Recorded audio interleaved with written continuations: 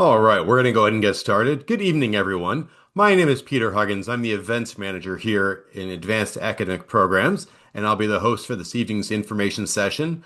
We have everyone from Student Affairs who are here with us tonight.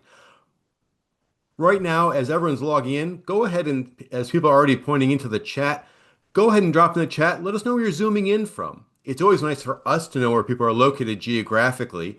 I'm here in our offices just outside Washington, D.C. With that, I'm going to turn this evening's program. We're going to start off. I'm going to introduce Shane Hawkins Wilding. Shane is our Director of Student Affairs, and he's going to get things started off tonight. Welcome, Shane. Thank you, Peter. Well, good morning, good evening, good afternoon, wherever you are. We have folks joining us from all over the place, as you can see in the chat. We're scrolling fast, but looks like we've got many different places and some countries covered here this evening. Welcome to all of you. My name is Shane Hawkins Wilding. I'm Director of Student Affairs for Advanced Academic Programs. And I welcome you to our new student orientation virtual edition. Next slide, please.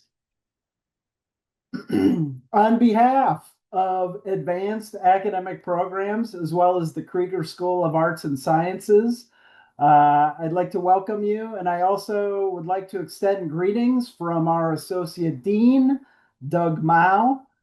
Dr. Mao is also a faculty member in the English department. So if you are ever in Baltimore or on the Homewood campus, you may run into him. But he says hello and sends his own greetings.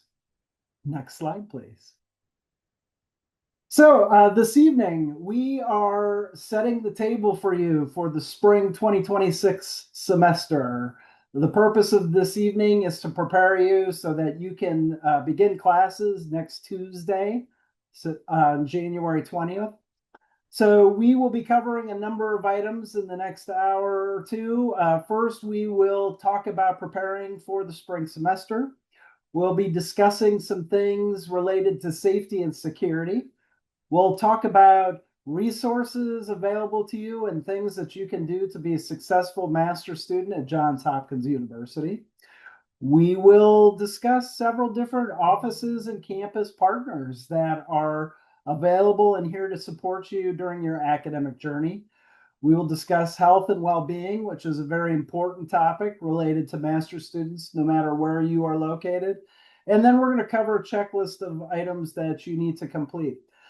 We are also going to hear from our colleagues in the Master's Life Design Hub. They're going to talk more about what resources are available to you to assist you with your career plans or goals. And if you've just joined us, again, please drop in the chat where you're joining us from. We'd like to see where all of you are. Feel free to engage with each other in the chat as well. I will tell you additionally that during this presentation, you're welcome to take screenshots, what you will, but we will be sending a recording of this video to you. There will be no test on it today. All right, Maryland, Chicago, I saw Kansas. All right, quite a few people. All right, awesome. Well, thank you for joining us. I don't think I said it. I'm in Bowie, Maryland. I'm just outside of Washington, D.C. Welcome to all of you. All right, well, we'll get moving here. Next slide, please. So one thing I want to note that is very special and unique about this year, 2026, is we are celebrating Johns Hopkins' 150th birthday. So happy birthday to us.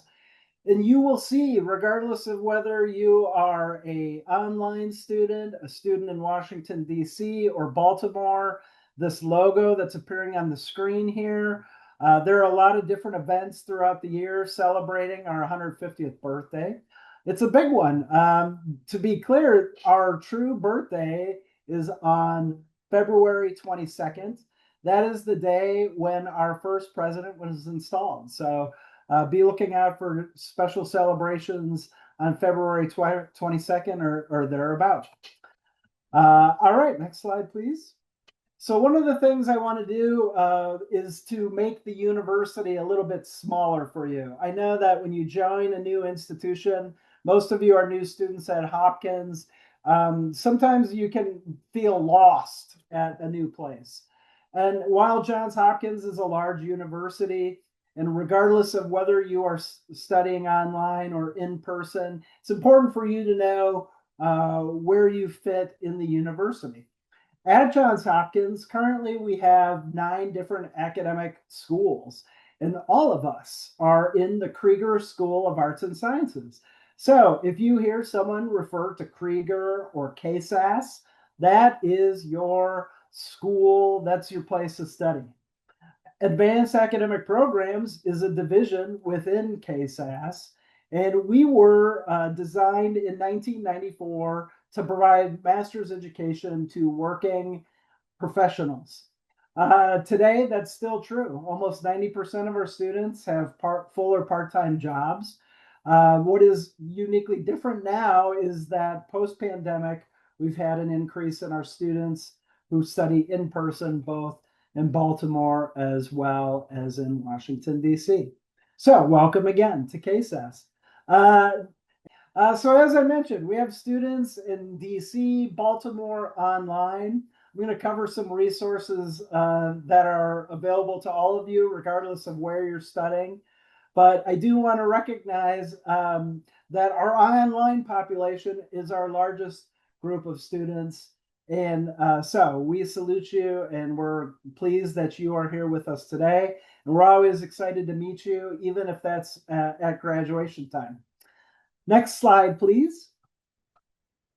So we are at Johns Hopkins University in the Krieger School of Arts and Sciences in the Division of Advanced Academic Programs. And then within AAP, we have 25 different academic programs. I'm going to water this down into 10 broad areas of study. I'm sharing this with you for 2 reasons. One, in a second, I'm going to see a show of hands, or I want you to shout out in the chat, just so you see who else is here who's studying similar areas that you are. But I also want to show you the diverse offerings of study within the School of Arts and Sciences.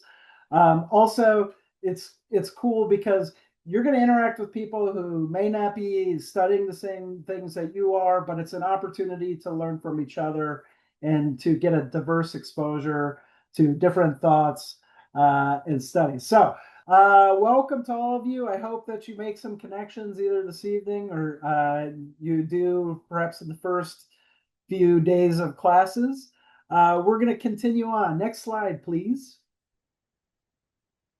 All right, so just a little bit about our AAP students. And talk about the diversity within our programs. This year, we're going to be serving approximately 6,000 students, both in person and online. All 50 United States are represented in our student population, and 48 countries are. So great way to learn from different people, from different cultures, different countries, etc. Our median age is almost 30 years old. That's steadily been going down, particularly since the pandemic when we had an influx of our in-person students.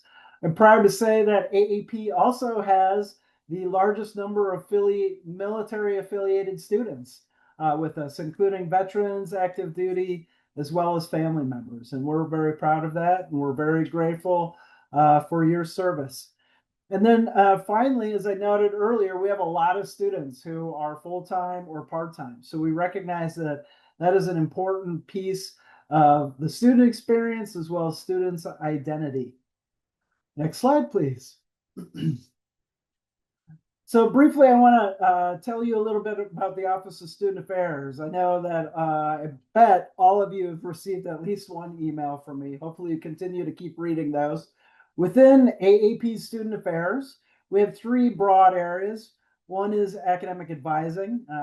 Those folks will help you with course selection or help you with how to use different tools like our degree audit, Stellic.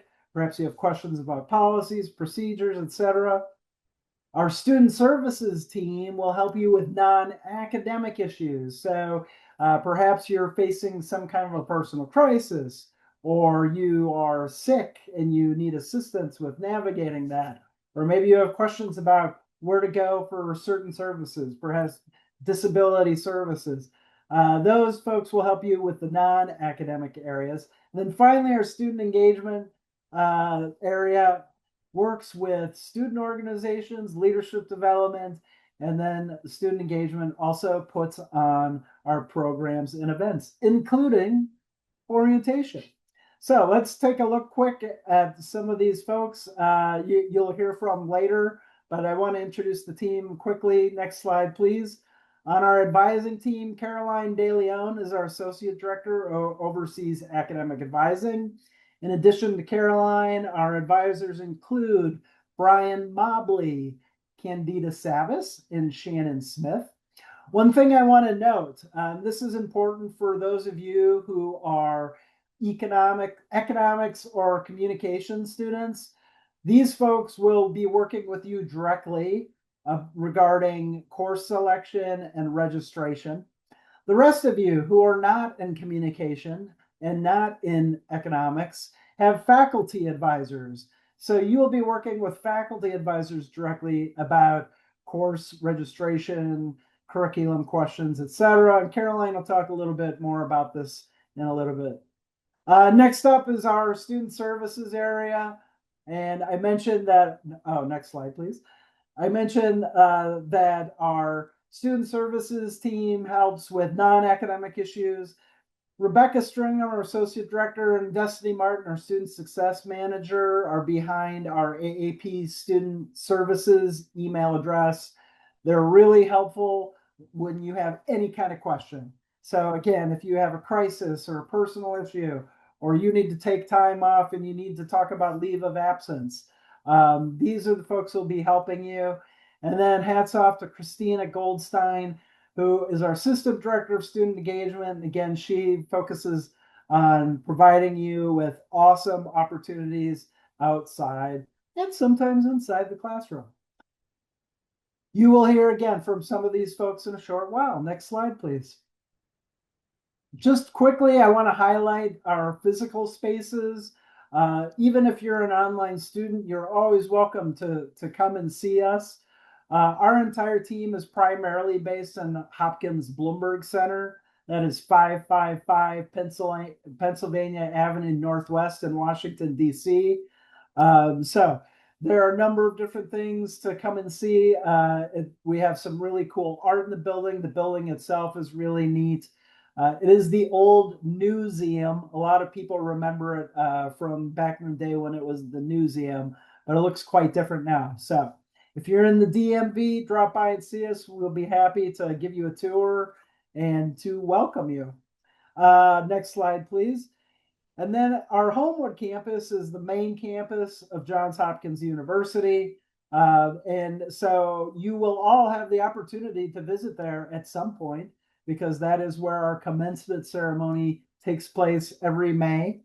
A couple of other things that are notable about Homewood, that is where our physical bookstore is located. So if you ever want sweatshirts or swag, that's a place to go. It's online too. You can find that online. We also have our J Card office, which is located in the bookstore. So if you want a physical ID, you can go and get one there. All right, next slide, please. With that, I am going to now turn it over to Rebecca Stringham, our Associate Director of Student Services, and Rebecca is going to tell you more about preparing for your first semester. Thank you. Thank you, Shane. Hi, everyone. As Shane said, my name is Rebecca Stringham. I'm the Associate Director of Student Services for AAP. So myself and Destiny are here for whatever you may need during the year. If you're going through, anything in your personal life, anything crazy going on in your classes, we're here to support you with that. But yeah, so this section I'm just going to review things that I hope you already took care of, because we do have classes on Tuesday, but just in case, we'll do a review of that right now. So next slide, please.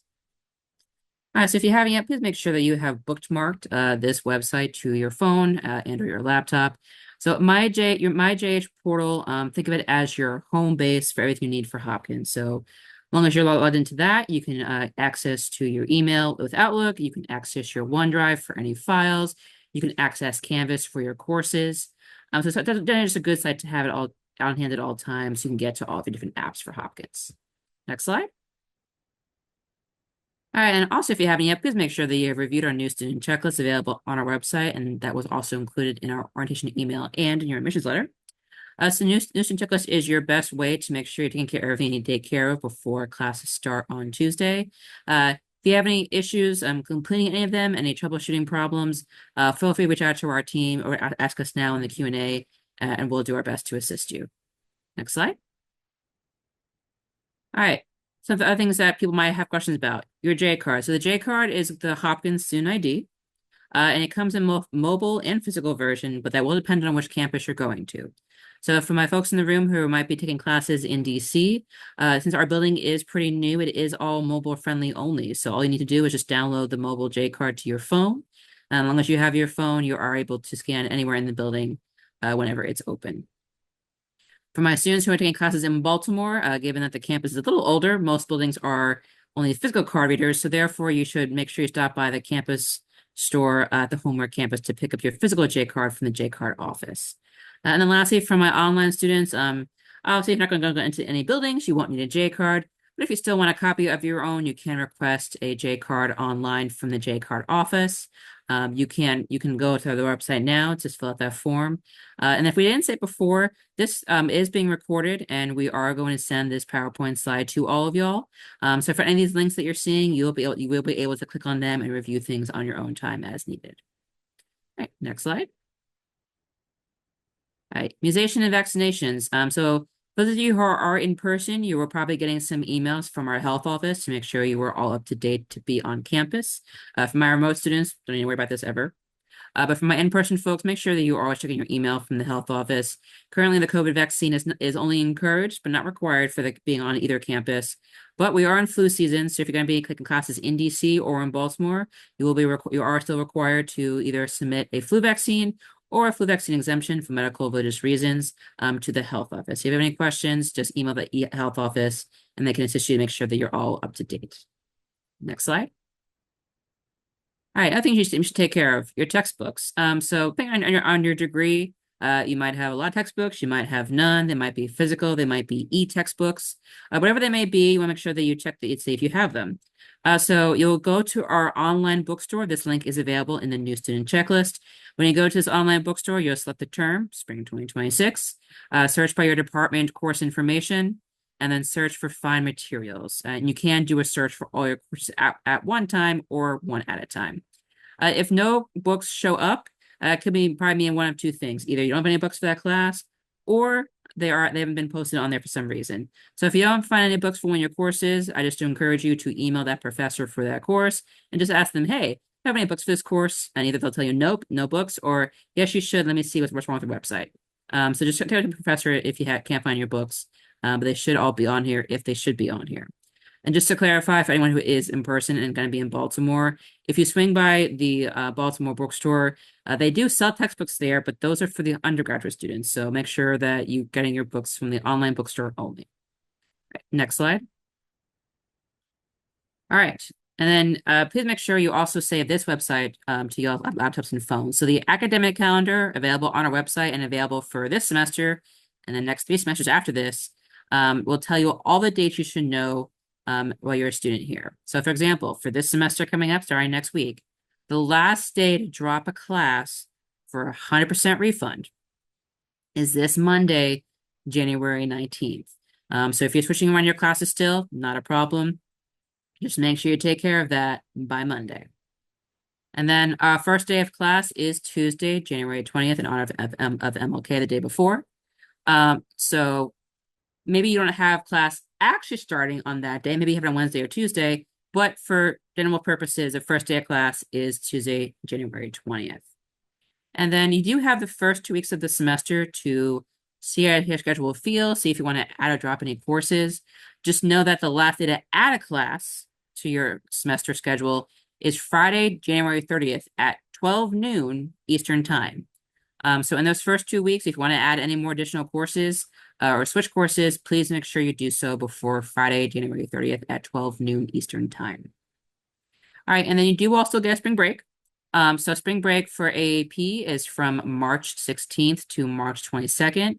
So spring break means you will not have any classes during that time frame. The campus and buildings will still be open if you're in person. And then us offices and faculty, we are all still working and available for online and in-person students. But when you're on break, we do encourage you to take a rest, take a breather before you come back for the end of the semester. All right, and then the last day to audit or withdraw a class. So what that means is whether you want to audit a course, so get a non-grade 4 but still participate in the course, or to withdraw from the class, which means that you want to get W on your transcript and be moved from the class entirely. The last day to do either of those things is Friday, April 10th.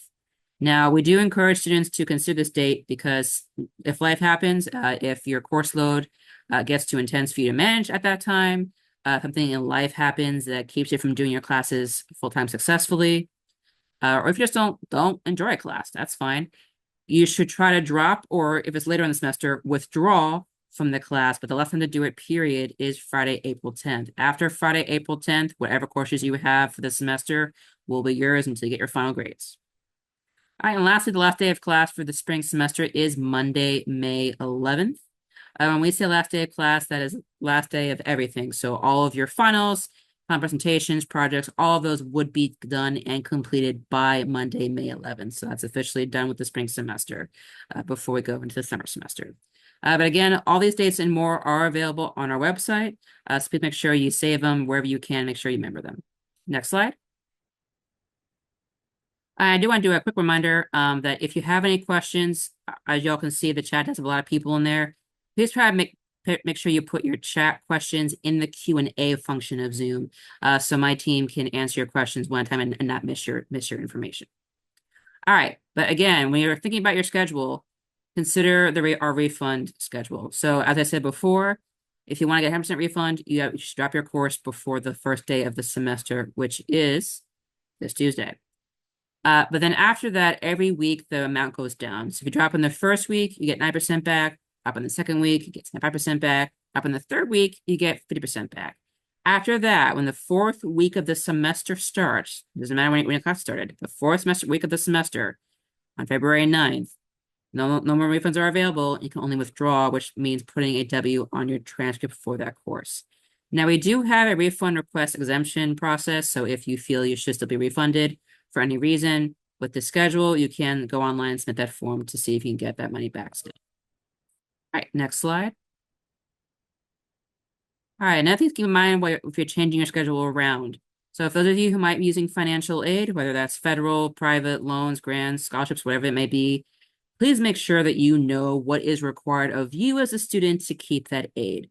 So for example, most students with federal aid must be taking at least 2 courses each semester.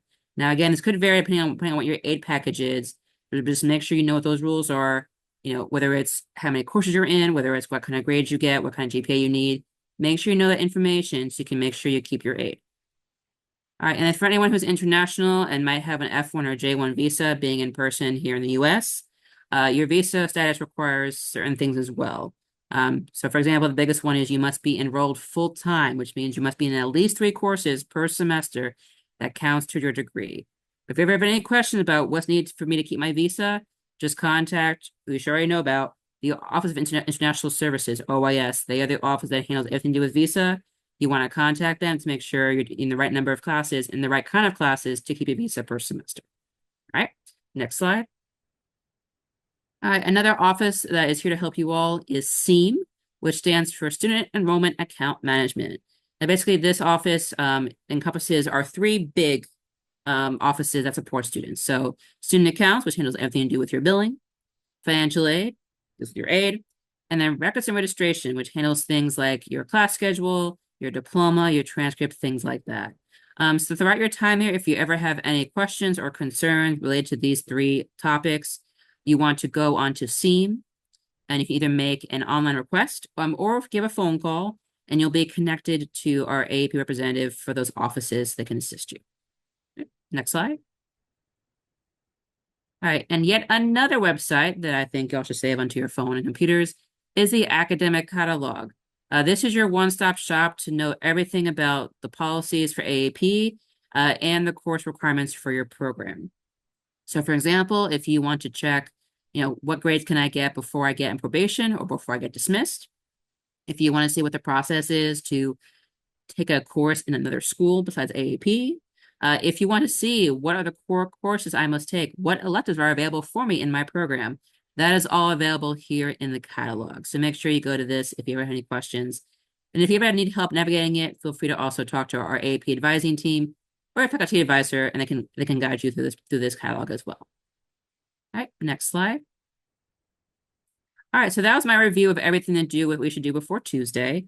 I will now dive into our section about safety and security, because no matter where you all are, we want to make sure that you stay safe while you're with us at Hopkins. Next slide. All right, for those of you who are in person, or for those of you who may visit, even though you're remote, know that in both DC and Baltimore, we do have uniformed security officers on the location, and they are there 24/7 throughout the year, even on breaks. So if you ever need any help, anytime in DC or in Baltimore, we will have officers there to support you. In terms of technology, both campuses also have plenty of TV camera footage, have access control, aka you need to always scan your J card to enter the building and enter any room. And we also have the Live Safe app, which I will discuss on the next slide. We also have different services provided by our public safety team. So, for example, if you're in DC or Baltimore and you would like someone to either drive you or walk with you to a certain location, like if you're trying to get to the metro, if you're trying to get to your apartment from the Baltimore campus, they are happy to assist you with that escort service. They also are the keepers of lost and found. So if you're in DC or Baltimore and you ever lose anything, or you find something that is lost, please go to security and they will see if they have your item or make sure someone gets their lost item. All right, and then please make sure that you all are looking at any communication that might come from public safety. These things might be about a technology outage. It could be about a natural disaster. It could be about an active shooter. It could be a weather emergency. So not only check your email, but also make sure you go into your MyJH profile and click yes to receive rave alerts. And rave alerts are available for anybody wherever you are, online or in person or anywhere in the world. But it is our text service to send you emergency information as soon as possible. So you can't get to your email, it will get to your phone. So make sure you sign up for that. And then lastly, you all are a part of making sure we all stay safe and secure. So, as the saying goes, if you see something, say something, whether it's a fishy email or someone making you nervous on the campus. Rather you be safe than sorry. So you can always inform public safety or reach out to someone on our team and we'll make sure that you're okay and that things are okay wherever you are. Next slide. All right, the Live Safe app. So this is a free app offered by the university to support you with safety situations. So you can download it from either app store onto your phone. And it gives you a messaging option to contact our command centers. It gives you a really cool function called Safe Walk, where you can send an information to your friends so they can track your location until you get to your proper destination. And then lastly, it does have a number of guides of how to handle emergency situations. So I do encourage you all to download the app. Even if you never use it, that's okay. But I'd rather you have it and never use it than want to use it and not have it. All right, next slide. All right, and then unfortunately, we are seeing a rise in what we call phishing and spam situations across universities, including ours. And they do, unfortunately, love to target students. So please make sure that you just be extra careful whenever you get an email or a phone call. And if you can't tell if it's someone from the university, if it's making you uncomfortable or nervous, if they're trying to scare you or ask for your login information or ask for your money, it is very likely it could be someone who's actually not the university. So if that ever happens to you all, hang up the phone, don't answer the email, don't click on any links. Just contact public safety. If it's an email, you can send it to spam@edu and our IT team will look into it. So just be careful. If you want to see if something's real, just ask somebody. You can ask our office, you can ask public safety and be like, hey, I got this phone call or hey, I got this email. Is this real or not? And we'll be happy to confirm that for you. But just be cautious. All right, next slide. All right, and then again, this is mainly for my in-person folks, but for my remote folks, if you ever come visit, I want you to have this information too. These are the phone numbers and the email addresses for our two public safety offices. So the first one being for Washington, D.C., and the second one being for Homewood campus in Baltimore. And then lastly, for my international students, if this is your first time in the U.S. and you're going to be here in person, do note that 911 is the number you want to call in the U.S. for emergency services. So if you need a police officer or a firefighter or an EMT for medical needs, you want to call 911, and that will work anywhere in the U.S. To get you help. All right, next slide. All right, and then as it might happen if you live here in the East Coast like we do, we often get weather emergencies. So that could be snow, freezing rain, it could be a hurricane, a tornado. We unfortunately have gotten it all. So if there's ever a weather thing happening in DC or Baltimore, or it's a weather thing happening where you are, just communicate and check information. So if the weather emergency is happening in Baltimore or DC, and you're wondering if your classes will be affected, or if the campus will stay open, you can always go to the JHU website, give a call, or just keep an eye on your email for any communication from our office or public safety. And then for my folks who aren't local, if you ever have an emergency where you are, whenever you are able to let us know, contact our office, contact your faculty, if you lost power, if you lost Wi-Fi, we'd rather make sure you're okay, and then figure out how to help you if you miss any of your classes. Next slide. All right, and then lastly, if you haven't yet, please make sure you fill out your emergency contact information in SIS. And again, we rather have this and never have to use it than have to use it and not have it. So make sure you fill out this information entirely. And I do want to be clear, it can be anybody. It can be a parent, a grandparent, aunt, uncle, cousin, sibling, spouse, significant other, your best friend, whoever you trust. If something happens to you, that's what you should put in here. All right, so for whatever you want to put in there, make sure it's filled out, and hopefully we'll never have to use it. But if we do, we know who to call for your safety. All right, next slide. All right, with that, I'm going to pass back off to Shane. All right, thanks, Rebecca. Hey, and again, if you have joined us since the beginning and haven't dropped in the chat where you are from or where you're joining us from, feel free to introduce yourself in the chat.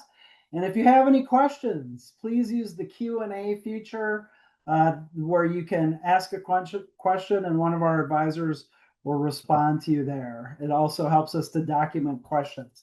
All right, so next slide, please. I'm going to talk briefly about things you should already know. And I understand that some of our students are coming directly into a master's student or a master's program from undergraduate. And then we have other students who have not been in classes for a while. So you might call this the common sense slide, but I want to highlight a few things that are important, particularly for your success as a master's student. First of all, you need to take care of yourself.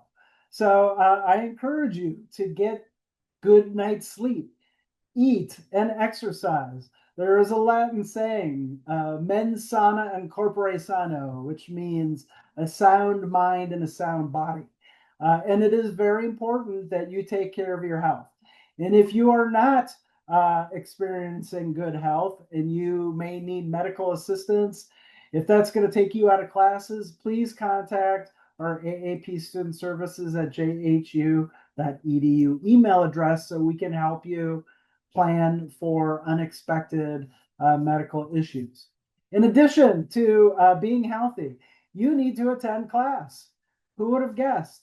Part of your grade may be based on your class attendance and participation. So regardless of whether you're in person or you're online, be in class. If you're online, have your camera on. If there's discussion, participate. It's a good opportunity for you to interact with others and learn from each other. You should also do your homework regularly and review your content. If at any point you start falling behind in a course, you need to notify your professor right away and see what assistance they can provide to you. Very often we have students who may wait too long or don't ask soon enough for assistance, and it may be too late. So, I recognize a lot of students work, a lot of students have other responsibilities, and sometimes that gets in the way of classes. So please be honest and open with people. Reach out before it's too late. You should get to know your faculty. We have world-class faculty who do lots of cool things in terms of your specific industries. They have networking and contacts in many different fields. So it's good for you to get to know them, and perhaps they may be a reference for you at some point. Like undergraduate professors, our faculty do have office hours and the opportunity to drop in and meet with them. I encourage you to get to know the faculty. Let them know about you. Let them know why are you interested in your program and what do you want to do with it. They may be very helpful in your next career steps. Use resources. I know Rebecca's highlighted a whole bunch of things already, and we're going to talk about some more. But we have a lot of campus resources available to you, very similar to probably what you've had at other institutions. And if you don't know where to go, reach out to our student affairs team. We'll be happy to direct you and get you in contact with the right people. We do have opportunities outside of the classroom. I mentioned that Christina plans a lot of events. We have student organizations. There are ways to get involved at camp in Hopkins on campus and online. Sometimes with all the other things you've got going on in your life, you might not have time. But I do encourage you to make use of the fact that you are attending America's first research university. So there are a lot of cool things available to you. And even if you're online, you are welcome to come to in-person events. Uh, Two final important things. One, you need to consult with your advisor, especially about coursework. As I mentioned earlier, for those of you who are in economics and communication, you will be working directly with our student affairs advisors. For those of you in the other subject areas, you have faculty advisors. But if you plan on changing courses, if you want to talk about what you want to take in the next few semesters, or you have a specific graduation timeline, please work with your advisor about it. I know sometimes master students feel like I can do this by myself. I don't need your help. And if you can, cool. But it is good to stay in touch with that person. And additionally, your advisor may be a reference on your resume. Finally, ask for help. This is the most important thing. I'd already mentioned it earlier that if you fall behind in classes, that you need to reach out and let your professor know and see how they might support you. But all too often, we have students who may go through an entire semester. They're dealing with medical issues, or maybe they had to fly home internationally, and they don't ask for help until grades have been posted. And after the semester is done, there's not a lot that we can do to help remedy that situation. So please, if you're having problems, we have a lot of people who are here to support you, and we want you to be successful. Please reach out, ask for help. You've got a really strong network here. And also, I recognize that you have friends, family, extended family who are supportive of you too. Reach out to them if you need assistance so that we can get you on the right track. All right, next slide, please. I am now going to turn it over to Caroline De Leon, who's going to talk more about academic advising in AAP. Hi, Caroline. Hi, Shane. Hello, everybody. My name is Caroline DeLeon, as Shane mentioned. I am the Associate Director of Student Experience. So that is a title that really comes with a lot of pressure, right? For your success. No. My team and I, we will help guide you through the academic advising component of your program. In CIS, you may see that you have a faculty advisor assigned to you. Most programs, that is your point person right now around academic advising. But as Shane mentioned earlier, we do work with applied econ, financial econ, and communication students as their direct advisor, but they also have a faculty advisor. So we'll get into more of the specifics of how kind of we work together. But our purpose is to help you navigate the different policies and procedures that AAP and Hopkins have. As mentioned, like oftentimes we want students to ask for help because there are certain things that we can do to advocate for you, that we can help you maybe put a pause on your studies as you have to deal with just life that life's, right?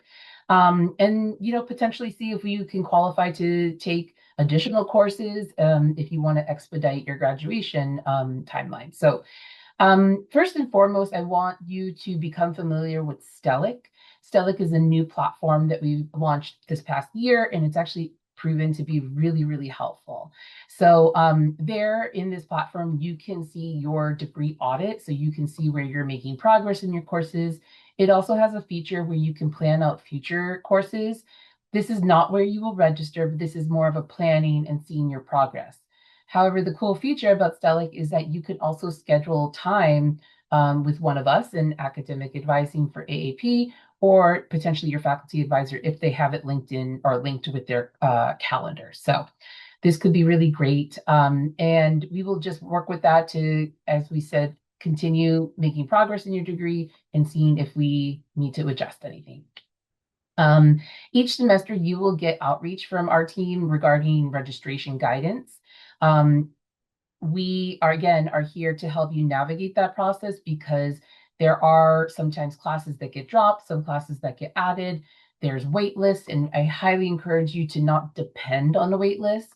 Wait lists are there as a tool to assist. It's not there to guarantee. So we help you navigate some of that as well.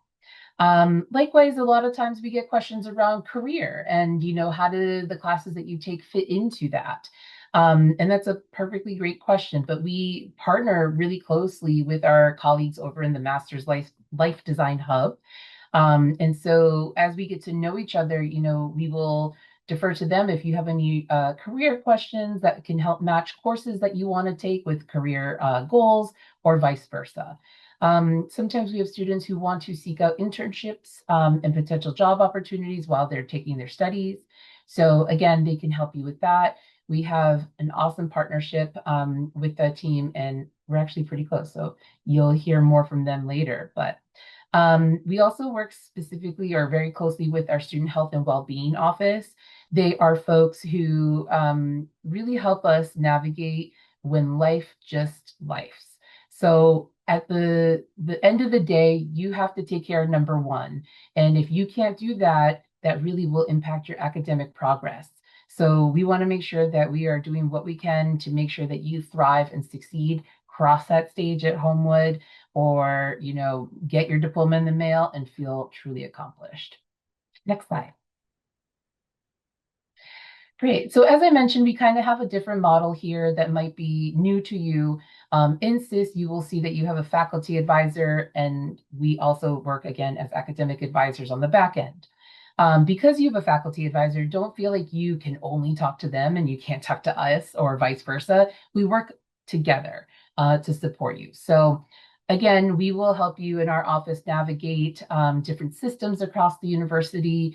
We are not financial aid. We are not the Student Health Center, but we will help you get in touch with those folks and help advocate along the way.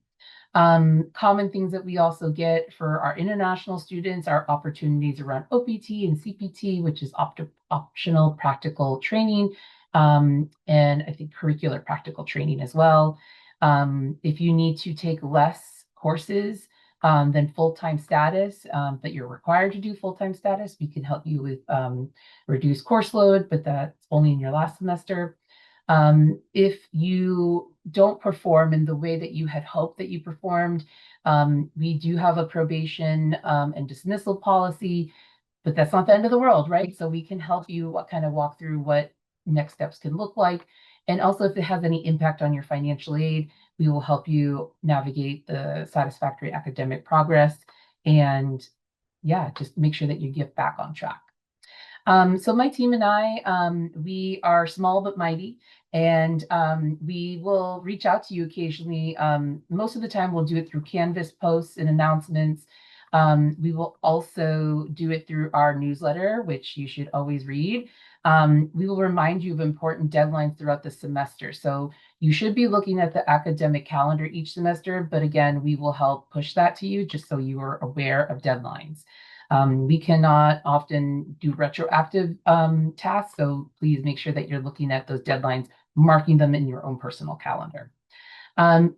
We are also able to meet with you. So we do a lot of advising through AAP advising at jhu.edu. We're on the back end of that. But if you want to talk one-on-one, you can email aapadvising@jhu.edu, and we can schedule some time to talk with you. We're also on the second floor of the Bloomberg Center, so occasionally Depending on our schedules, we are there in person to also talk with you if needed.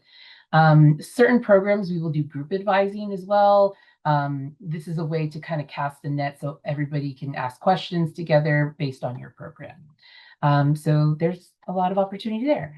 Our faculty advisors are amazing and they are the content experts, right? So they can help you navigate things around anything curricular based. Certain forms and things like that that you will need to have completed for internships, references, things like that, they're going to be your go-to person.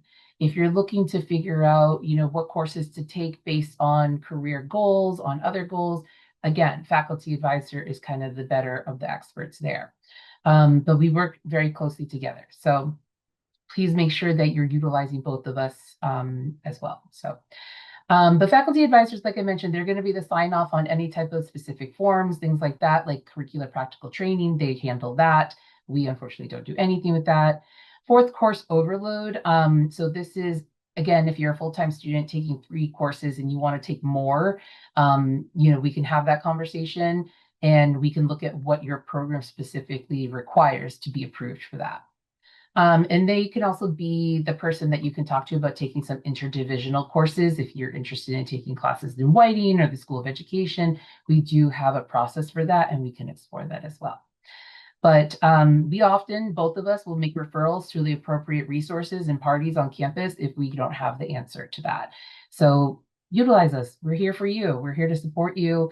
No question is too small. No question is too complex, but we will investigate if it is.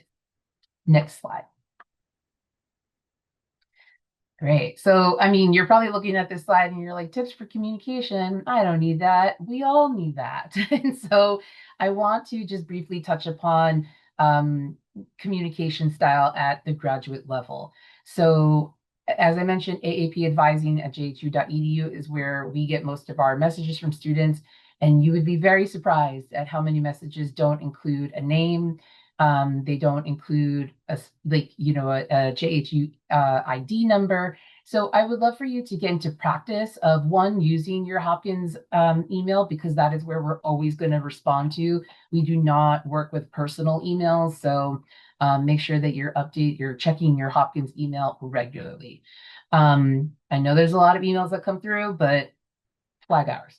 So, but make sure that you are checking your email often so that you can just kind of make sure that you're on track with that. But like I said, make sure you include your name, you include your ID, things like that. I encourage you to reach out to your faculty and get to know them as well. Introduce yourself, make connections with other staff members across the building, online, things like that. But we're here to help you also network as well. So if you contact one office and you're seeking an answer right away, please also be patient. We get lots of emails from students and it doesn't help us when you send 8 messages, and it's across like different divisions. It would be really helpful if you just included everybody in one thread and also one, kind of singular area to ask your questions. In communication during high peak times, we will often, we aim for 24 hours at least. And then, of course, like during high peak times like this, we stretch it to 48, even 72 hours at times. So we ask for your patience because we've got tons and tons of students in AAP. But we, again, don't want to ignore you. We just got to get through them. But if you have multiple concerns or questions, again, one email thread is just really helpful. And then we will respond to you to let you know where you are in the progress of whatever it is that we're trying to resolve. Next slide. Okay. So pleasure to meet everybody. Please, take care of yourself and be excited for the first day of the class. But I'm going to turn it over to my colleague, Rebecca, to talk about campus resources. Thanks, Caroline. Yeah. All right, y'all. So I know we're reaching on upon our first hour of the evening. You just have a few more things to go through, so I do encourage you to hang in there. If you need to get some water or a snack, go ahead and do that. And then just if you do have to hop off, we do understand. This will be recorded, as we said earlier. The recording will be sent to you through email in the next day or two, and you also get the PowerPoint as well, so you can look at all the links and everything like that. Next slide, please. All right, so what do we mean by campus resources? So we mean our campus partners. And our campus partners are the other offices around Hopkins that are also here to support y'all in your time here. Places like Master's Life Design Hub, who you'll hear from later this evening, our student conduct office, our library services, our online tutoring and writing support offices, our international office, disability services, and our student health and well-being office. So I'm going to go through each one just to kind of get a little tidbit which office will do for you. Next slide. All right, so as I said, y'all will be able to meet this team later this evening.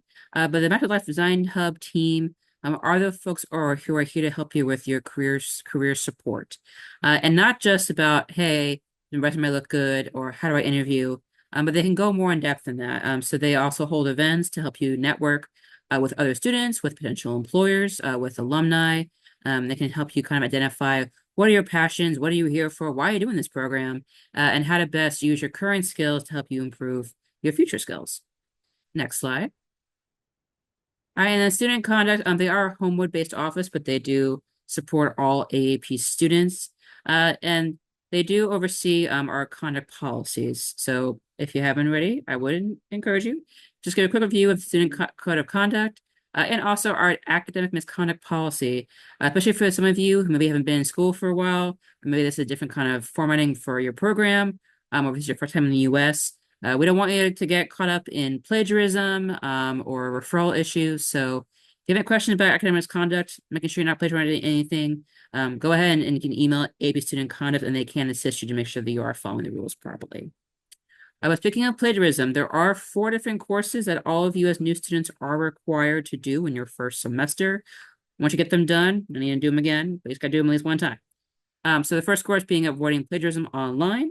Second one being Title IX harassment prevention. The third one being opioid epidemic awareness, which is required for the state of Maryland. And Title VI, responsibilities at JHU. All of these are online. They're all through your My Learning platform, and you probably should be getting emails about them. You can also get to them from the student checklist. And as I said, make sure you get them completed in your first semester. We'll keep getting harassing emails to get it completed. Next slide. All right, library services. So again, we try to offer a lot of things that are for both in-person and online students. So our library services are available for everyone, no matter where you are. While we do have our physical locations in Baltimore and in DC, all of their resources, including books, are available online as well. And as a Hopkins student, you can use any of these libraries. But also, fun fact, Hopkins is also part of this college conglomerate with other universities in the US. So say you want to get a book or a special article from a school out in California or in the middle of Minnesota, anywhere that you want to get a book from or an article from, you can talk to our librarians at the library and they can work with that other school and that other library to get you that thing. Next slide. All right. And then for Hopkins materials, we use what's called Catalyst, which is the online catalog for all books, both physical and electronic. So you can go onto the library website, go into Catalyst, and search for whatever your heart desires. And we also have a lot of articles and things for research that are saved in these databases as well. So if you can go to that databases section of their website, you can look for whatever you need for your capstone, for your thesis, for fun. You can find it here. And the librarians want to make sure that I told you all, you should never have to pay for anything.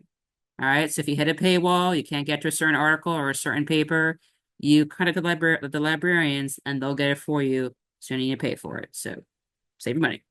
Next slide. All right, and how do you find a librarian? You email asklib@jhu.edu. So they are available quickly through email, or if you want to get an individual counseling session, you can do it through Zoom or through text or through live chat. They're happy to help you if you're looking on how do I start my research, how do I do research again if it's been a while since you've been in school, how to get the proper resources for any kind of assignment or any papers. They're happy to help you with that. And they also have what they call their one-stop shop research guides. So for a number of different disciplines, if you just want a refresher or want to know for the first time, how do you do research for blank program? Well, these guys can help you through that and give you a head start of what you need to do to be successful in your classes. Next slide. All right, and as we mentioned before, Canvas is a place where your classes will be for the semester, and all your semesters here with us. So if you're not familiar with Canvas, maybe your school had Blackboard or some other kind of site. Canvas is essentially just another platform that holds all your class materials. It's where you can talk to your faculty. It's where you can do discussion posts with your classmates, stuff like that. So if you haven't yet, please make sure you can properly log into Canvas. And then if you haven't yet, please make sure you complete the Canvas orientation. It's titled AAP Student Gateway. You click on that, and then it'll give you an option to say, hey, have you used Canvas before, or is it brand new to you? Based on your answer, the website will then give you a module to complete just to make sure you know how to use Canvas successfully. And once that orientation is complete, you will have access to your courses. Now, I did see some questions in the chat earlier of folks saying, hey, I can't see my classes yet. So one of two things. Either you haven't done your orientation yet, so therefore you should go to Canvas, go Student Gateway, finish the orientation, and then give it about 24, 48 hours for system to update, and then you should see your classes. Or if you had done your orientation, your faculty might still be working on their courses and don't have them up yet. But they're going to work on it and get done over the long weekend, and so it'll be ready by Tuesday. I apologize for the delay, but it will be there. So if you have completed the orientation, you are free to email your professors and say, hey, I completed my orientation. Just want to confirm, am I enrolled in your class? Is your class posted yet? And they can confirm that for you. But if you have any general tech issues throughout the year, so not so much Canvas, but say if you have an issue with using SIS, you have an issue with your email, if you have an issue just getting your internet to work, if say you're in one of our buildings, we do have a 24-hour tech support help desk. They are available through either an online request form, a phone number, or an email address. And we also have a specific phone number just for your email or for your JHEAD ID information. So feel free to use them if you ever need. Next slide. Some of the things we offer for y'all is free tutoring and writing support. So tutor.com is a system that we pay for, available through your Canvas, to help you review any kind of topic that you're interested in, or you want to get a refresher on. Or if you want to talk to a tutor, we also have virtual tutors through that site as well. So they can help you review a certain topic, from math to science, to history to literature. Or if you want to do a quick paper review or a quick review of, hey, I'm stuck on this problem set. Can you help me? They can help you with that virtually. So please feel free to go ahead and use that at any time during your classes. I will say, just make sure you get to True.com through Canvas. If you try to just Google True.com for Hopkins students, it'll try to make it pay for it. So to get the already paid for version by us, go to True.com through Canvas. And then our AAP Writing Studio is also available for any student, remote or in person, to get support with any writing assignments. So our virtual peer tutors, while some of them may be from the writing program, they are expertise in other areas as well. So if you have a paper, a long discussion post, a part of your capstone or thesis, they're happy to meet with you virtually and help you go through, grammar, mechanics, clarity, anything like that. And you can meet with them more than once. So if you want them to help you go through your rough draft, and then your second rough draft, and then your third rough draft, and then your final draft, they're happy to do that with you. So I would encourage y'all to use these services to help boost your support with your academics. Next slide. I mentioned before, my international students who may have F1 or J1 visas in the room, please make sure that you are familiar with and talk to frequently our Office of International Services, or OIS. They are available for anything to do with immigration or visa questions. Just note that they are not, from the government. They're not lawyers or from tax officials. They're not advisors, so they can't help you pick your classes, but they can make sure that you are keeping your visa in check. So they are available by email, and they also have a robust website. And if you want to ever have a phone call with them, they do have specific office hours through their phone listed on the site right here. Next slide. All right, and then if you all ever need any support display services, you'll become familiar with our lovely Dominique Hines. So Dominique is our Assistant Director of Display Services for AAP. She is located physically in the DC Center on the 6th floor, but she is still supportive for all Baltimore students and online students in AAP as well. So if you ever have any questions about display services, you can always email her at apdisability@jhu.edu. Next slide. All right. So what is this display services? So on the short version, they are just here to help you be successful in your classes for whatever disability you may have. Okay, they want you to be successful in your courses, to have the same needs met as everyone else. So a disability can include anything from a physical, medical situation, a neurological or mobility issue. It can be anything with a visual impairment or being hard of hearing. It can be something permanent or temporary. You might also need surgery one day in this semester. For any of those kind of things, you can ask if you can qualify for accommodations for your courses. You would just go online, submit an application, submit documentation, and once you do that, you then meet with Dominique. You talk with her about what's going on, what kind of help you might think you might need for your courses, and then she would take care of notifying your faculty each semester of what accommodations you might need. And just to clarify, she will not share medical information. She'll just tell the faculty, hey, here's a student. They need accommodations. This is what they are. Thank you. All right. And it is important, though, that you ask for these accommodations every semester. They do not roll over. So you have to, if it's going to be a long-term thing, you want to ask for it every semester. Next slide. So what are accommodations? Accommodations are anything that will be considered reasonably helpful to give you an equal opportunity to do well in class. So some of those common accommodations can be more time on exams and quizzes. It can be getting a reduced classroom setting to take a test. It can be ability to record things or to get things in a different format for you to read it or listen to it better. It can give you more time to submit your assignments. So those can all be helpful things for whatever you might be going through in your life, again, whether permanently or temporarily. So we do encourage you, if this ever happens and you feel you need some support, contact Dominique in this office, and your faculty and her will support you with your accommodations. Next slide. All right, and lastly, health and well-being. So this is a massive office for both Baltimore and DC. They have a lot of different staff, a lot of different resources, different events, different services that are available to you. For example, next slide. Primary care, aka you kind of urgent care needs. So for my in-person folks, if you ever need healthcare and you can't get to, say, an urgent care in your local area, where you're living in DC or Baltimore, you can go to our in-person clinics in either DC or in Baltimore.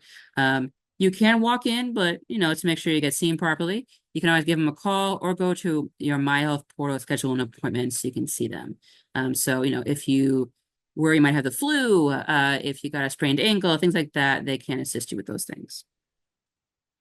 Next slide.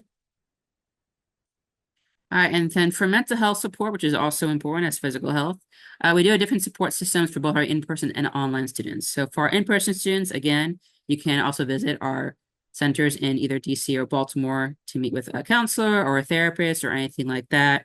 You would still give them a phone call or go to your My Health portal to make that appointment. For my online students, unfortunately, can't get everything that in-person students get, but wherever you are, you do still have access to chat with a counselor and attend any of our virtual workshops.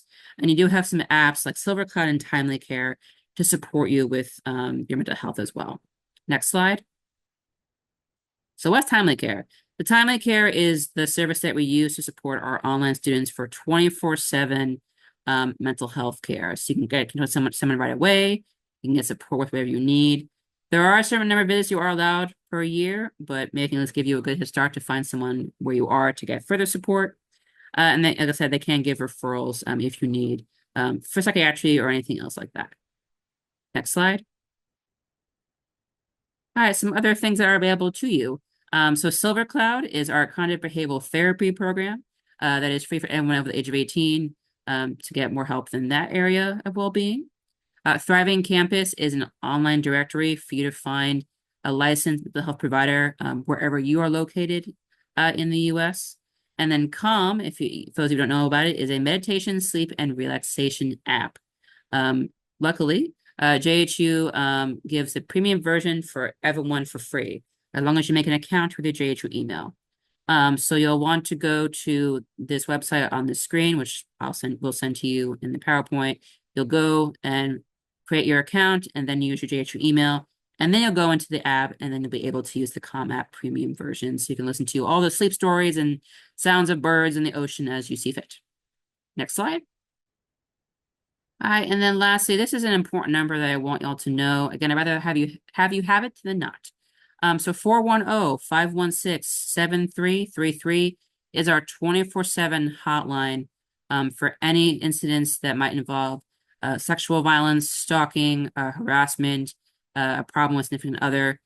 They're there to support you. And they are what we call confidential. So what that means is that they are not required to tell anybody else what you told them. So if you want someone to listen to you about whatever happened, and that's it, that's all you'll get. It is if you want support with going to the police, or reporting to someone, they can help you with that, but they will not pressure you to report anything, and they will not make you report anything, and they will not report anything on their end. And then just to be clear, this can be for something that might have happened, on or off campus, no matter where you are in the US or in the world. If it happened before or after you came here to be a student, whether there's alcohol or drugs involved, it doesn't matter. No judgment, no pressure. Give a call, they'll listen, and they'll help you figure out your next steps. All right, next slide. All right, with that, that was my lengthy review of all the different offices here on campus. If you have any questions about them or you forget anything that I just discussed, feel free to email AAP Student Services, and Destiny and I will be happy to help you get to their office. But now I will pass it off to Christina. Okay, hello everyone. Next slide, please.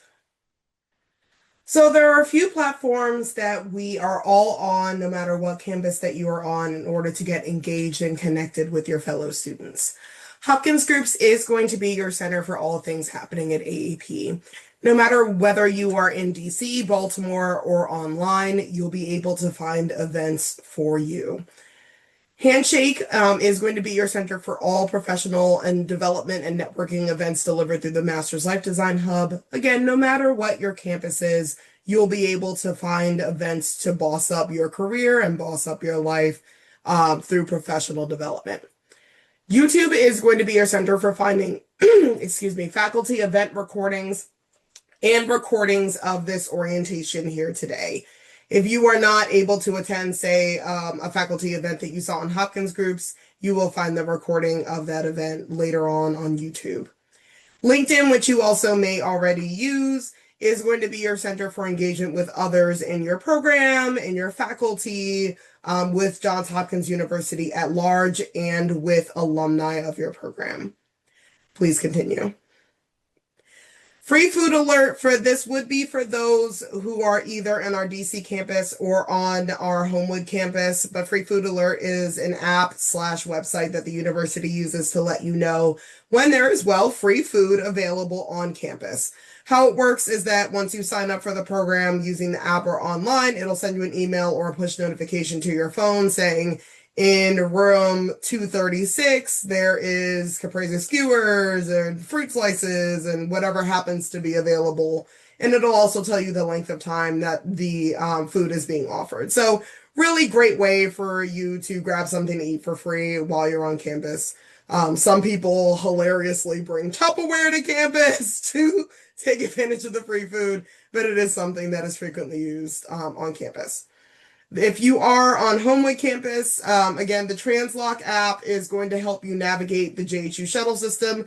If you do live in or around Baltimore as well, you are welcome to use the Translock system and the JHU shuttle system. It does take you to our East Baltimore campus, the medical campus, and as well as around Homewood campus and downtown. Even if you are visiting for the day, you are always welcome to use it as long as you are a JHU student. How it works is that once you get to the stop, you'll flash your student ID at the driver. If you're bringing a family member, you as a student just need to show the driver that you are with them and flash your ID. The ArcGIS indoor app, again, is for Homewood campus, but it is a really great way for you to navigate Homewood campus because it can be a little bit of a maze sometimes. Next slide, please. If you are online as well, you are more than welcome to join any of our student organizations. The student organizations may be based in one campus or another, but they all do hybrid events. So HopComNet is going to be for our communication students. They are the official communications club here at AAP. And they are going to be bringing communications topics to communication students. But even if you're not a communication student and you just want to learn a little bit more about this field, you're always welcome to go to their events. If you are going to be in person, they are going to run an in-person improv workshop later on in the semester. So that might be something that you want to check out. But they do also do a lot of hybrid events as well. They are just really cool organizations, so I encourage you to check them out. Story Lab is going to be for the official storytelling organization of AAP. No matter what your program is, they want to bring the concept of storytelling into academia, into your professional life, or into your personal life. They recently did a really cool workshop with Israel Igualate, who is in the communications field, but they also are planning another storytelling workshop with a nonprofit called The Moth. So I really encourage you all to check them out as well. They do offer a lot of hybrid events as well. The Center for Applied and Financial Economics is also going to be based in DC, but they are also looking to offer hybrid events for all AAP students. So just again, similar to the other two academic clubs, a really cool place for you to learn about some economics topics, even if you're not an economics student. The Insight Innovators is going to be our consulting club. So if you're interested in the consulting field or you want to learn more about it, definitely encourage you to join them. International Students at Hopkins is Homewood based, so they do a lot of Homewood events. They are for everybody from undergraduate to doctoral students for all international students at Hopkins. They don't always do a lot of hybrid events or online events, but for in-person students at Homewood campus, they do some grocery runs to get specialty ingredients from different countries around the world. So that's something that you might want to check out. Next slide, please. The number one way to make sure that you are able to connect with your peers is to stay informed. The Student Overlook newsletter is going to be a newsletter that drops every Friday at 3 p.m.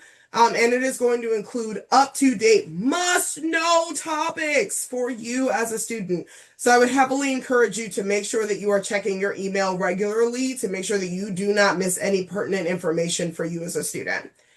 Myself, I think Caroline also mentioned this as well, but the advisors and myself as student engagement will be dropping Canvas announcements regularly.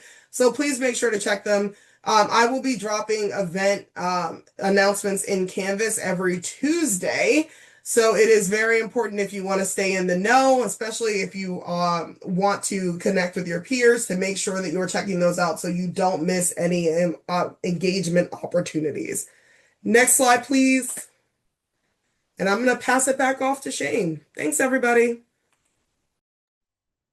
Thanks, Christina. All right, we're in the home stretch. I'm going to go over a slide, and then I'm going to turn it over to my friend Yasser Kurt to talk about career-related materials that are really important for you as graduate students and great opportunities, especially within Hopkins. So this checklist, most of you should probably be done with this already, but you've already heard about several things on the list, and I want to re-emphasize them for you. In terms of your login, you probably wouldn't have been able to access this or sign up for orientation if you hadn't done that yet. So we'll keep going. Hopkins email, I know it's already been mentioned, but we use your Johns Hopkins email address as the official means of communication. So if you communicate with me and you send me a Gmail or a Yahoo email, I'm going to reply back to your Hopkins email. Just be aware of that. Insist, the student information system, that is where you will register for classes. That's also where you find information such as who is your faculty advisor or your academic advisor. I would expect that if you've already registered for classes, you've been in there. If you have questions about it, reach out to our student services team. Twice you've heard about Canvas. It's really important that you complete the Canvas orientation prior to Tuesday. If you do not, you may get locked out of certain course materials or be unable to progress. So please pay attention to that. And then last but not least, I know that Rebecca had spoken about this. There are a number of trainings that are required of all new students at Johns Hopkins, in addition to faculty and staff. So please complete those in the My Learning. If you have any issues or you need assistance, please reach out. We're happy to do that. Next slide, please. There are two important email addresses for you to remember, regardless of whether you're online or you're in person.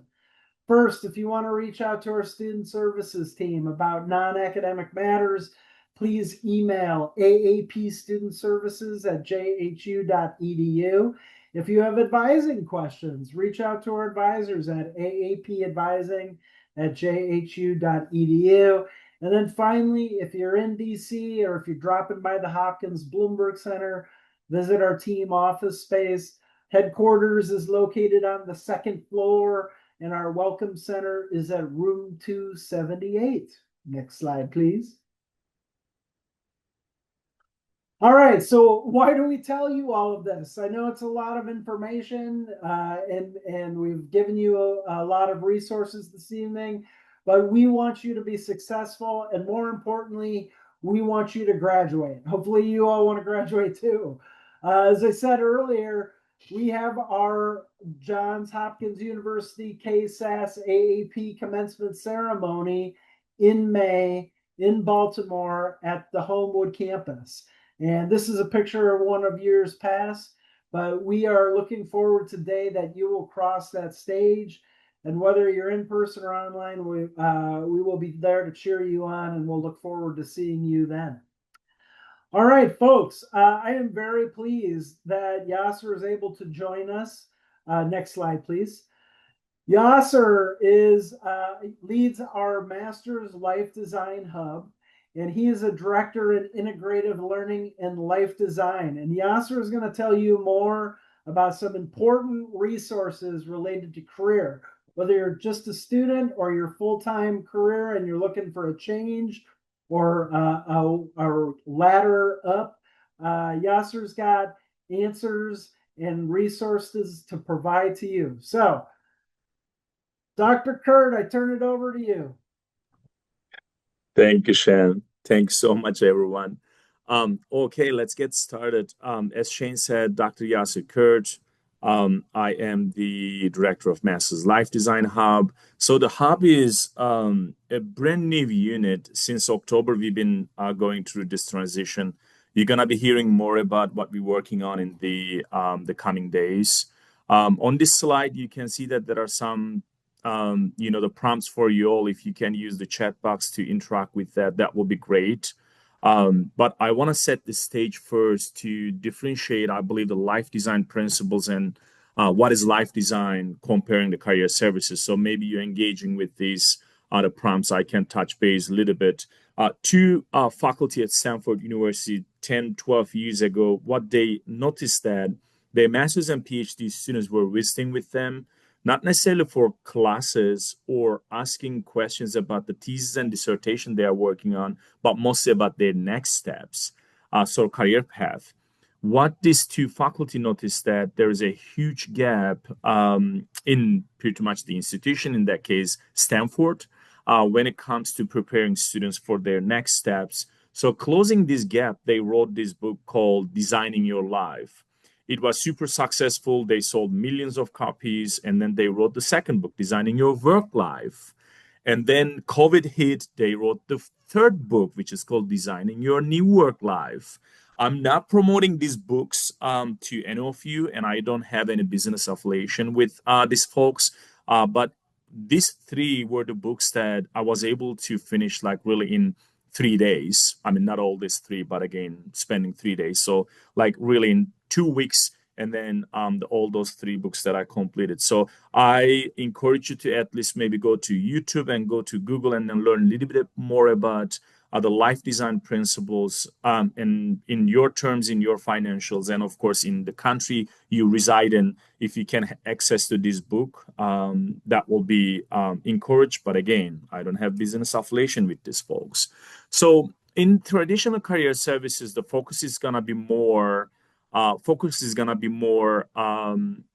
transactional. So pretty much you reach out to someone in the career services and ask help with your resume, the interview prep, job search, you name it. But from the life design principles, we really focus on your identity, what you're trying to do, what is the problem that you're trying to solve. And so we support you to design meaningful, fulfilling life that you deserve. So it's more transformational than transactional. And then the other thing that for us, the focus is at JHU is avoiding, if it is possible, somehow one-on-one coaching, but more focusing on the scalable approach. Still, we have drop-ins, which I think that later on, maybe the last slides, you're going to be able to see that. But again, the focus is creating the events and programmings that will be accessible to every single one of you regarding where you are at in your journey and then which country you reside in.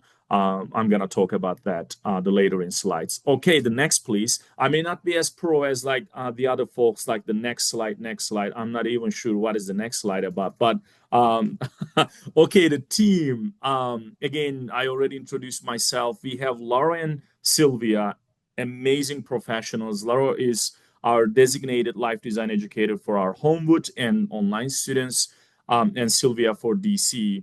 Sylvia has a PhD as well. By the way, I don't know if it is important or not, but I believe it is for the strength of the team. All of us, like these three folks that you saw on the screen, came to US from other countries again to chasing the American dream, and we decided to stay in the US. So we brought like really that the background to understanding other cultures and then working with folks from the other cultures. I believe that that is like really very important, and my team might be the only team like this melting pot, if you will, when it comes to understanding the cultures. Okay, next, please. So Richard, Laura, and Sylvia. Is I think that I mentioned these earlier. I don't want to go into details, but again, you can reach us out for any of your needs when it comes to again the career readiness competencies you can see, but also having conversation about again that life design piece. Perhaps that you are stuck and you want to know how you can get unstuck. So life design will be the approach that we have to help you with that the process. So yeah, I believe that I already mentioned about the hub and how we differentiate from the traditional, the career services. So I think we can go to next slide. Okay, so again, as I mentioned, the hub is brand new. Believe it or not, we haven't even made the announcement publicly yet. So you are the first group. These spring 2026 students will be going through this framework that we worked on in the last few months. So what we've been noticing that in the traditional career services, the focus is very placement narrowed when it comes to internships and then the jobs placement. Also, maybe continuing education if anyone is pursuing again the masters and then maybe PhDs and so.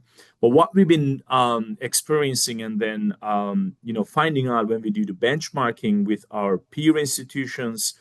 Doing the listening tours, looking at our students' needs. If we do not have the career confidence and clarity and the social capital, it is way more difficult for us professionals to support that career outcomes for our students. And for them also, it's not that easy if you do not have that confidence and clarity and then the connections to alumni and employer. So that said, our goal will be during your journey to support you to have the knowledge and skill set needed for the industry that you are in. Doesn't matter if you're not looking for a job and you are even a seasoned professional, we can help you perhaps with the pivot or even getting perhaps the advancement in your the respected industry or organization. So helping also with the role clarity and industry clarity, and then technical, also the life skills. So how we do that, we ask for our alumni to come and then share their expertise. We have courses, Canvas courses, we have workshops, we have boot camps, but also we have career fairs and then several touch points with our employers. So this is pretty much the framework that we're going to be using throughout your career development journey.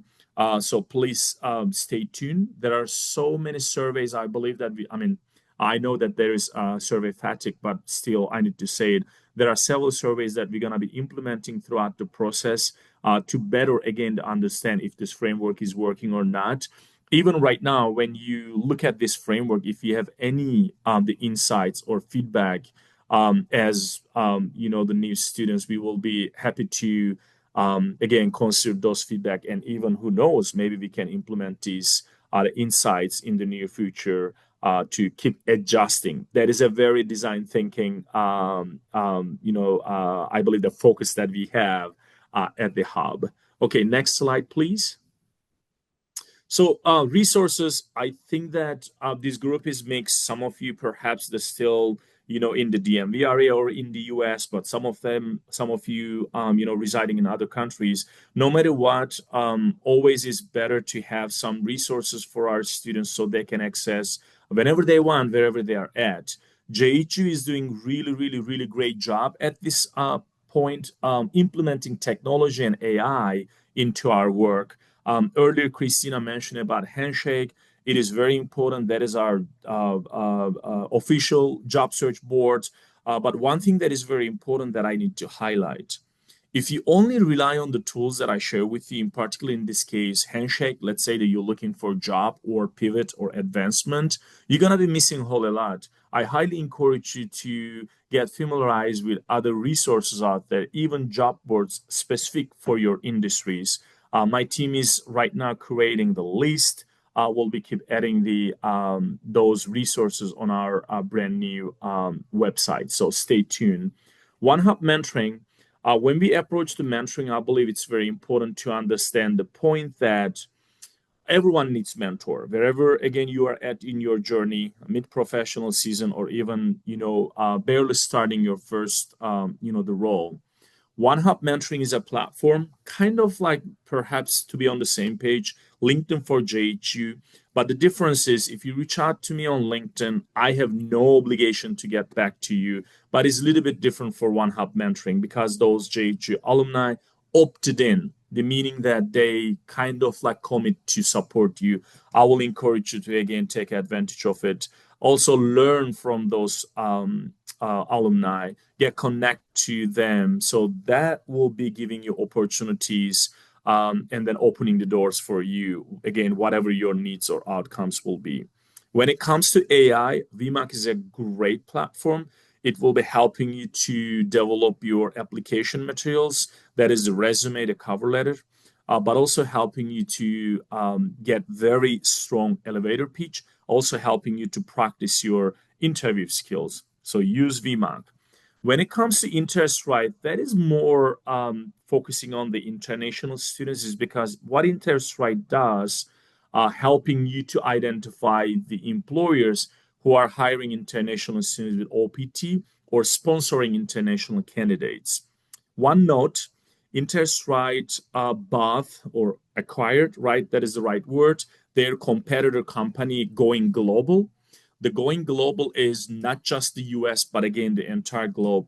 So it will be very important for you to go to interest rate, but also learning about the global opportunities if you're again globally mobile student and then have the mindset depending on your goals. I think we can go to next slide. We can go to next is because I think Christina mentioned about Handshake and I did as well. When it comes to our career fairs, unfortunately for this spring semester, our career fairs will be in person. The only one virtual is very STEM focused. And I don't think that will be fit for you. That's why I believe my team created this page for you all. But engineering and biotech industry fair, you can see the details, business consulting, health and social impact. My team will be in touch with you all, even sharing the registration links on Handshake and then all the details about these career fairs. But also you can find this information on our website that I think I can go ahead and drop that on the chat.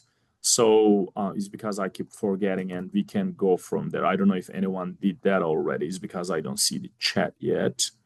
Okay, this is gonna be for everyone. Okay, here it is, our webpage. Okay, let's go to next slide, please.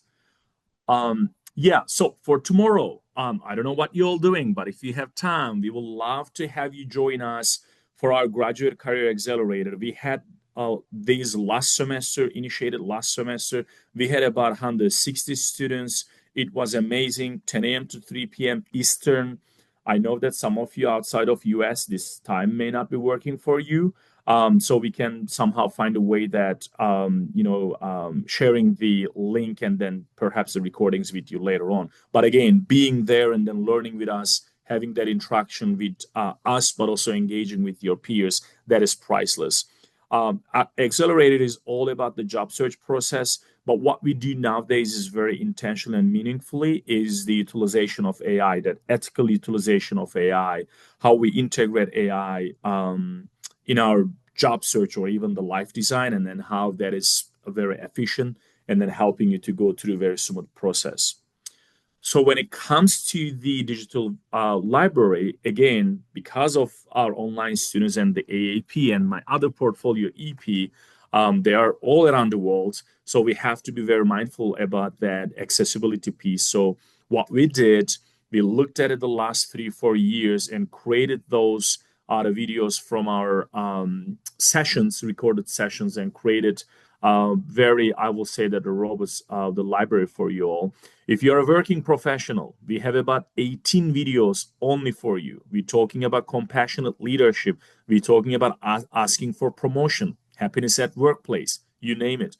If you are a veteran or military affiliated students, we have resources for you. If you are an international student or student with globally, the mobile mindset or open to opportunities in other countries, we have resources for you. If you are focusing on the data and such, we have resources for you. So I highly, highly, highly encourage you to go ahead and ask for, access to these video library. Go to the next slide, please. Okay, I already talked about the boot camp. Okay, Global Career Discovery Week. On the chat, can we do very quickly which country you reside in? Which country you reside in? If you can do that for me really quickly, that will be awesome.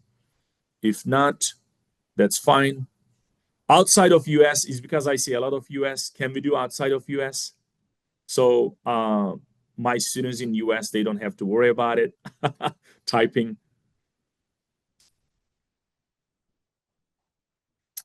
Okay. Yeah, that's fine. You keep please the putting those on the chat. I believe that it's gonna be somehow capturing those information we can have later. But you are in US. You always thought about how working in Singapore will look like, or Arab Emirates, or somewhere in Europe. Who knows, right? Global Career Discovery Week is for you. What we're doing, however, is not just focusing on that flagship week. Again, information is on our website. I dropped the link earlier. We even focusing on educating and engaging with you for entire academic year. Starting in February, you're gonna be having several expert speakers joining us for workshops. We're focusing on 3 regions, I guess: Middle East, Europe, and APAC region. If any of these, which there are so many countries in those regions, if any of those countries or the regions will be an interest, or even getting familiarized with that, the regions, to understand better legal pathways. What are those hot job markets, the roles in those countries, and such? I highly encourage you to take advantage of it. But when it comes to flagship week, which is April 6th, we're going to be having, I believe, 10 to 15 different sessions, again, focusing on alumni panels, the recruiters, and such. Our goal to really help you all to navigate not just the US job market, but again, understanding that global mobility piece. So hopefully it's going to be helping you to be a little bit more flexible and adaptable as the world is changing rapidly. Future Fest, that is too early to talk about that, but again, the communication and information will be available on our website, so you can learn more about that. It's too early for you. Let's go to the next slide. Okay. I believe that all this information are available on our website as well, so I don't need to steal too much of your time, and it's pretty late on here, and I'm sure that in wherever you reside in. So next slide, maybe even I'm done. Okay, so I see several US. If you are in the DMV area, I'm very sorry for the folks outside of US, but again, if you are in the DMV area, this visit might be something that you want to take advantage of it. The deadline is tomorrow. I'm sorry, but I believe that my team has been reaching out to folks. I don't know for the new students if you received the email or not. But if you want to look at that, the link, and then perhaps answer some questions and be on the application, the pool, to be eligible, perhaps to go to that visit again if there's any interest. Next slide, please. Okay, since you're going to have the slides, I believe you don't need to go into details. As I said, The Sylvia for our DC and online students, and Laura is for our the Baltimore and online students. One thing that I believe that Sylvia is doing really great, if you're a student residing in China and use WeChat, I believe that that is something you may consider to have that engagement with Sylvia. Next slide, I believe that is Laura, and next slide, I believe it's I'm done, I guess. Okay, yeah. I mean, if any questions for me or even for again the group, I believe it's time, my understanding, but thank you all. Yes, it is now a Q&A session for any questions for either Dr. Kurt or for my team. But you see there are a couple questions in the Q&A if you want to answer them live real quick. So one question is a student is asking if the in-person career fair is focused on work only within Maryland or elsewhere. If they go to Handshake, they're gonna see all the employers. Right now, we have 41. That is pretty much like all over the nation. It's not just Maryland. Great, thank you. And the other question in the chat was someone's wondering if you'd be able to put the links for the boot camp registration into the chat. Yes, I can do that now. All right, thank you. All right, yeah, well, okay, so those were all the questions that we had for you at this that came in through just now.